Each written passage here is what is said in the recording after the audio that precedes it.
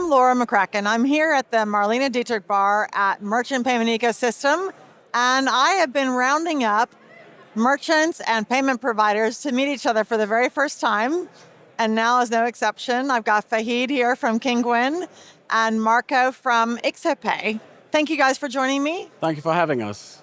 Fantastic. So first, it's a myth-busting session, and the myth for you guys, you have a choice. It's true, it's false, or it's complicated, that merchants and payment providers will never get along. Mm-hmm. We'll start with you, Marco. I'm sorry, Faheem. No problem. I think, it depends on case by case, right? So if you start to partner with a merchant or with a payment partners, obviously everything goes fine. Later on, when you accept, then there's a problem, right? So sometimes it's commercials. For merchants, it's conversion rate, it's acquirer rate, and for payment partners are mostly acquirers, schemes. So the regulations are completely different. Because we as a merchant, we want to just make money, increase the threshold, increase the conversion rate. But the payment partners, they want to have probably, take care of the regulators, the schemes, and all those ones. So what I'm hearing is it's complicated? Complicated. It's complicated, okay. And what say you, Marco? I'll say it's possible. And, I'm very optimistic and positive. So I'm like, it's like when you get a friend and, you really get along and you want to make it work, right? So to make it work, you got to work together. So you need to accept that sometimes, people try to do their best, or there can be limitations which are not due to your, to what you can or you cannot do. So if you are positive in establishing the right level of partnership, which means as well like transparency from day one. Yeah.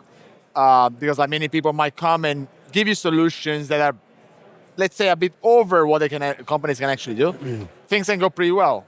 And I see this from I joined Ixopay in October after bringing my startup to them.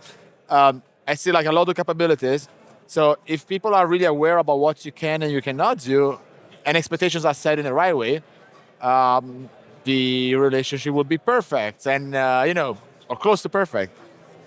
If this doesn't happen, then you start, you don't start in the right way. So you're saying it's complicated, but you're an optimist, so it's false or... It is false. I think you set your expectations in the right way. Yeah. And you work with the right approach, you can make it happen. Very good. Well, that's what I said. It depends case by case. Yeah, case by case. Very good. All right. So now I'd love to hear, what is your biggest pain point in payments today? I think the biggest pain point, not only myself, but for the whole company, is a cost center. The conversion rate, the cost center, yeah. The payment fees, the FX fees, the commercials, customers not having their right currency. Mm-hmm. So that is the pain point. Right. And because of that, we actually lose a lot of sales. We lose a lot of loyal customers. We lose a lot of profitability there. Mm-hmm. So yeah, that's one of the pain points. And what's the biggest friction you see in the payment value chain today? There are a few. So from a personal point of view, I would say access to data intelligence. That's why I built a company which was doing data intelligence. It's like payments is being seen, as a cost center rather than a profit center in the majority of companies. Mm-hmm. So let's bring the visibility to see how you can actually drive more. Mm-hmm. But to do that, you need to have your data under control, your data structure in the right way, and then you actually need to build intelligence. Mm-hmm. So many companies, many merchants are not data experts, or they're selling a product or a service. To try to do the best they can do there. And I feel that sometimes payments, can be so misunderstood, right? What are the possibilities that you have on fees and improving fees? If you don't monitor those on daily basis in details, and you don't run machine learning models for anomaly detection, you will not find, everything, So I would say that that's a thing that I will try to bet very often, the quality of data, the quality of insights that you have. For some businesses, obviously, it's accepting payments in the right countries with the right payment methods. It depends on who you are and what you process. Yeah. Data is the topic for me. Yeah, data is key. Awesome. And now thinking about a lot of things are talked about today, especially at these conferences.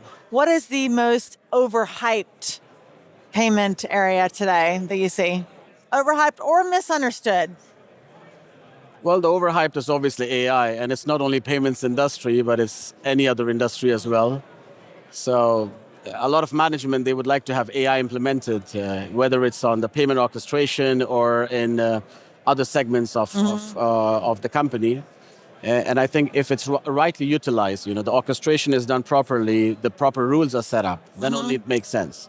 But right now, we just don't want to automate everything because we can put AI, we can automate it, but we don't know if we will actually get the results or not. So I think be careful. that's what we try to do. We already have some kind of like a department, AI team, and we're fixing some things.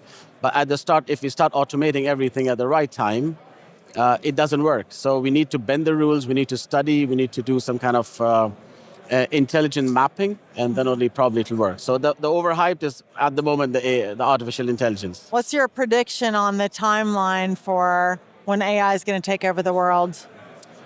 I am not sure about that. That's a very tricky question. But what I understand that probably AI can be developed in a really nice way. I was in some conferences where I saw some AI companies talking about the same question you just mentioned. And they mentioned that they are trying to find out a way to make people's life better rather than having them controlled. And I hope it's not so much control that, we decide on what AI wants to know than, AI would like to have from us. Right. Very good. Okay, great. What do you think, Marco? What's the most overhyped or misunderstood? I can't say AI. It's very, very complex. I think right now there are some. We are in Europe, so I was having conversation about digital euro impacts and people trying to unify payment methods and schemes. Those are quite misunderstood topics, right? I would not say overhyped, but misunderstood.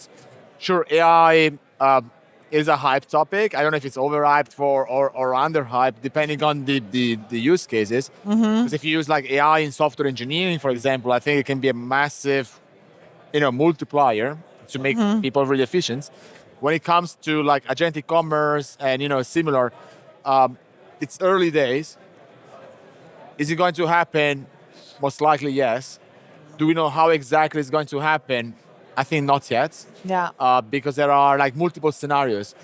But in those topics, I think everybody needs to get educated as soon as possible. Needs to be close. Needs to try to run, pilots. Yeah. It's on the board, the list of any kind of boards or managements in any company. So I think as payment professionals, we need to really understand where is it gonna go, because if you are a travel company versus a retailer, it's a completely different use cases. The application of agentic commerce and AI would be different as well. So I believe that it's going to be a huge impact, which makes it very exciting to be in payments now. And this is the year where some clarity will come out, and I think we will start seeing it. And I think there will be a hyper growth of whatever application we will see in the payments industry. Yeah, because of the productivity. Fantastic. Okay, we'll just end it on one last thing. Wish, if you can have anything on your wish list for this MPE, what would it be?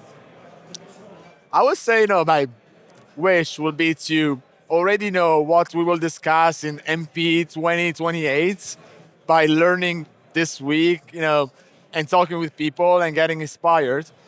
To know that something will happen in the future, so I can get myself prepared 2 years in advance. Because each time we come here, so many discussions, and then it's always okay, what are we going to discuss later and later and later? Yeah. So now agentic commerce we're discussing so much is maybe in 2028 we're only going to talk about agentic commerce in a in a completely different way, because it's going to be operationally there. So I wish I would learn about the future. Yeah, you are like a futurist. Yeah, no, I get it. And fantastic. So, and what about you, Faheem? Well, it's about the stable coin. Obviously, agentic e-commerce is one of the most important thing as well. but I would like to understand how agentic e-commerce and the stablecoin would mix up. So that's something, the key point I would like to take. Awesome. Well, I hope you guys have a great time. And are you going to be at the awards tomorrow night? Yes. 100%. Fantastic. I will see you there. And I hope to see, I don't know if you're entered, you're probably not because you're not a payment provider, but we'll hope to see Ixopay on the... Yeah. On the- we are shortlisted, so let's see. Good luck. Congratulations. Good luck. Oh, good luck. Good luck. Well, hey, maybe. just You're in the being- future. just being shortlisted is already an achievement. Believe me, I was a yeah. judge. I had to go through like 25, 30 different entries. So well done on getting shortlisted. Thank you. Perfect. Thank you. All right. Thank you, guys.